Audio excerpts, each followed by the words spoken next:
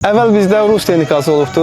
Yəni yoxumuza haram qatmışıq. Gündüzlərsə gəlmişik sahəyə. Yəni texnika qızdırır, eləyir, məcbur qayıdıb evə. Gündüz istirahət edirik, gecə gəlib işləyirdik. Açığı qızdırmasın deyib, hava sərin olsun deyib. Amma indiki rahatlığa yəni uyğun, yəni lovol aldıq ki, yəni gündüzlər rahat sərbəst işləyək, yəni gecələr rahat evimizdə olaq. Qaş qabağım yerlə gedir, de görüm nə eləmişəm, ürəyim yox. Kənd təsərrüfatı işində məşğul oluruq. Yəni bir 10 ildən yuxarıdır. Texnikalarımız, kombaynlarımız var. Cəmaata da yəni taxılını biçirik, yəni yerini şumlayırıq. Bu işləri görürük, yəni öz yerlərimizi də biçirik. Yəni indi fermerlərə belə bir tövsiyə edə bilərəm ki, məsləhətim olar ki, indiki dövrə uyğun texnika alsınlar. Yəni o köhnə texnikalar, Rus texnikalar daha köhnədə qaldı.